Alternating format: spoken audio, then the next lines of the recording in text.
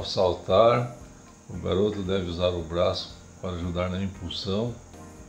No alto, flexiona o braço fazendo um movimento de remador, pegando firme de testa na bola.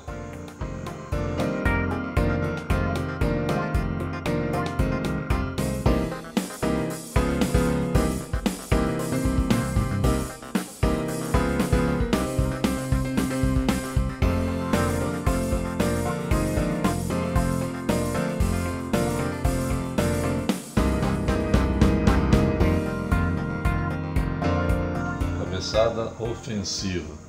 O garoto entra com a perna na frente, caminhando em direção ao goleiro, esperando o possível rebote do goleiro.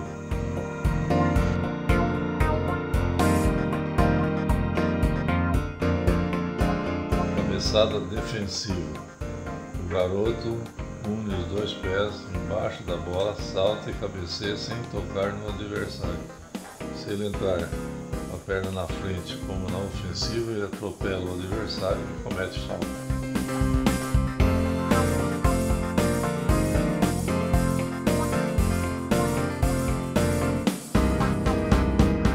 Cabeçada defensiva. O garoto, recuando, procura saltar e tirar a bola para longe.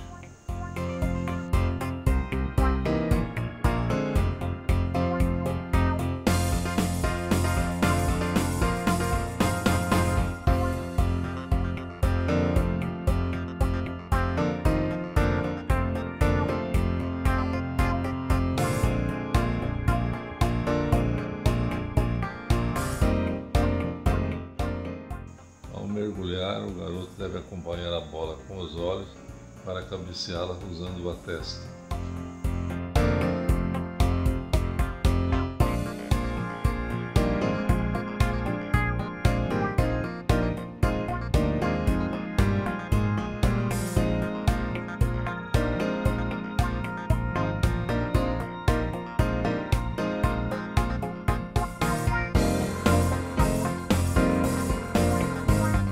Cabeçada ofensiva. O garoto cabeceia a bola e continua caminhando em direção a quem a jogou.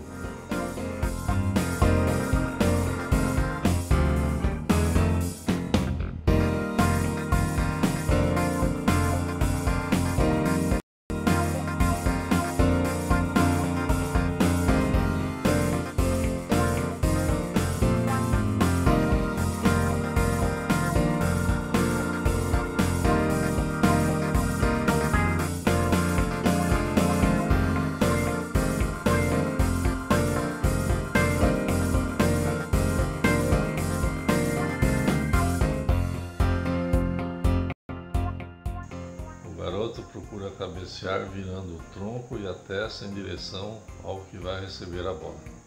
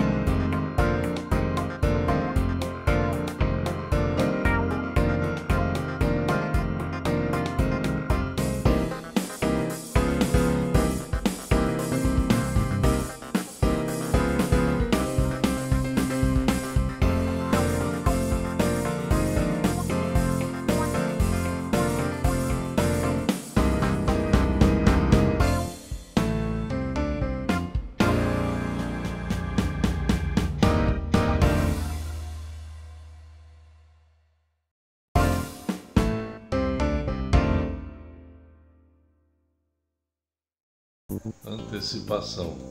Erro comum. Calcular mal o tempo de bola.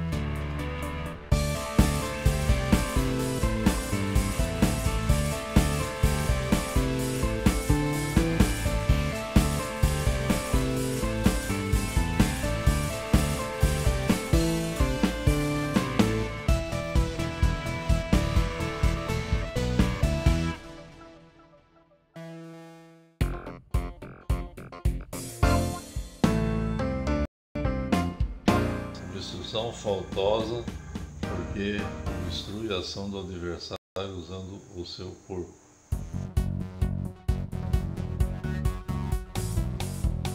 Instrução legal porque o defensor obstrui a ação do adversário, mas como ele está correndo em direção à bola, o árbitro aceita.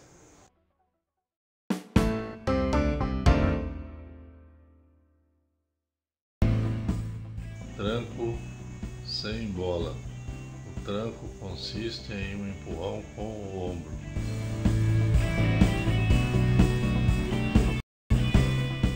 Tranco com bola.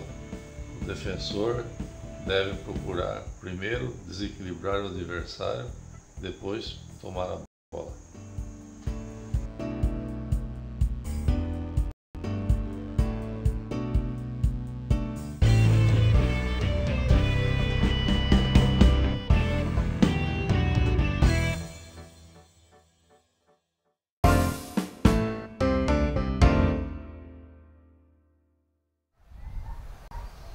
Estou no futebol há mais de 40 anos. A metade desse tempo eu passei em clubes do interior que me deram um excelente aprendizado para quando eu chegasse em centros maiores como Campinas e São Paulo. O técnico Cilinho costumava afirmar que o interior é a maior universidade do futebol. Eu acho que o Cilinho tem toda a razão. Cheguei ao São Paulo, tenho consciência que trabalho no maior clube de futebol das Américas e um dos maiores clubes de futebol do mundo, e que dá toda a condição para os elementos que nele trabalham realizem um excelente trabalho. No trabalho de base, o professor deve fazer com que o garoto adquira intimidade com a bola. A maior parte do tempo de treinamento deve ser dedicado ao trabalho com bola, para que o garoto vá se aprimorando os seus fundamentos técnicos e adquira bastante intimidade com a bola.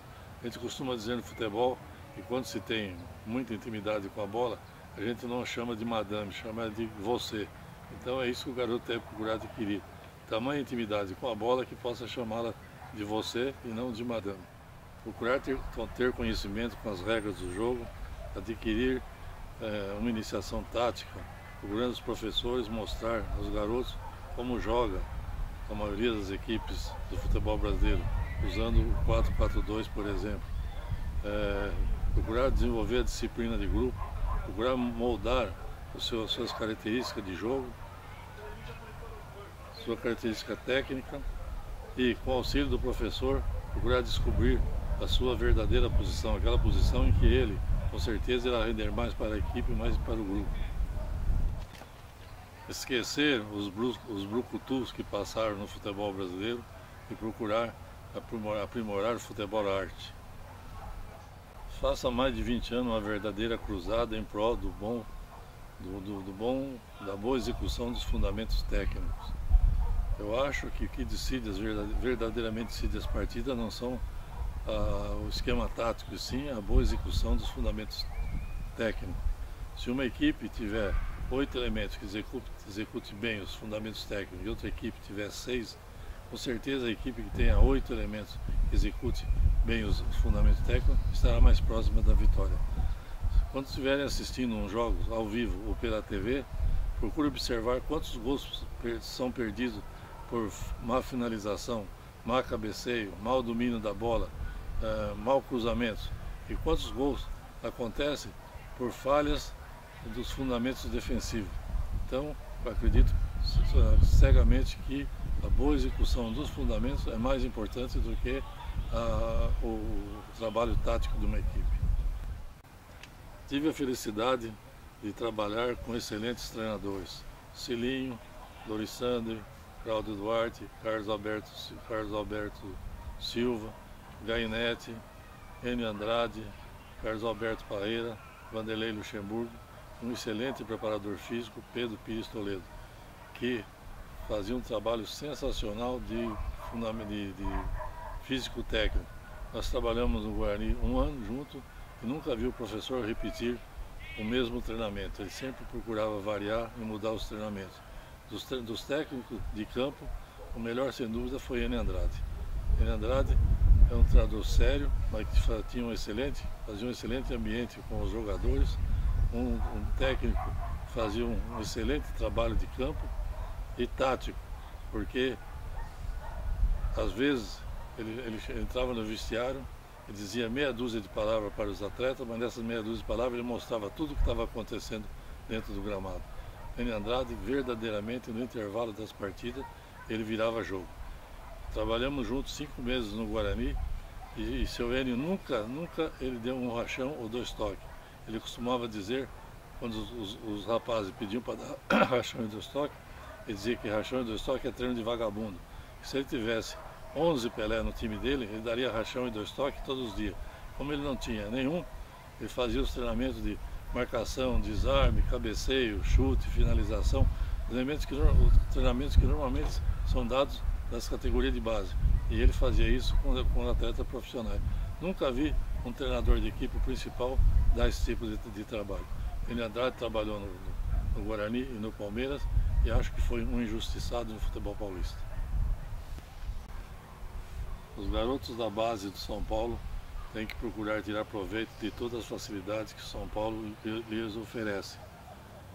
Alojamentos de primeira, alimentação de primeira, material esportivo de primeira, gramados excelentes e professores competentes para dar-lhes os ensinamentos necessários. Todos os apartamentos com 2 garotos têm uma televisão. Então os meninos devem aproveitar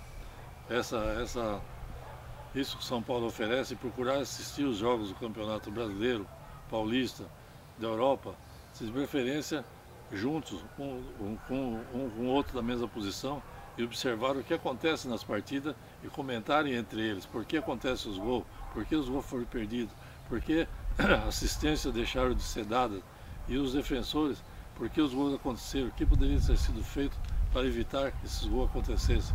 Isso tudo, trocando ideia, vai fazer com que eles adquiram mentalidade tática que vai ajudá-los no futuro a resolverem sozinhos, dentro do campo, os problemas que apareçam. Dá muita atenção aos ensinamentos dos professores, pôr na cabeça de que se eu quero, eu posso, e batalhar para conseguir o seu objetivo. O Johan Cruyff, um dos maiores jogadores holandeses, costumava dizer que a geração dele foi criada na rua e que não existe melhor lei do que a rua para a formação de um atleta de futebol. Quem sabia jogar, jogava. Quem não sabia, ou jogava escondido ou ficava assistindo. Fui treinador por 3 anos da equipe aspirante do São Paulo Futebol Clube. Nesse período apareceram muitos atletas que se destacaram, chegando inclusive a jogar na equipe principal do São Paulo Futebol Clube. Mais 2 tiveram um destaque maior, pois além de jogar no São Paulo Futebol Clube, chegaram à seleção brasileira e atuaram por muitos anos na Europa. Cafu e Antônio Carlos.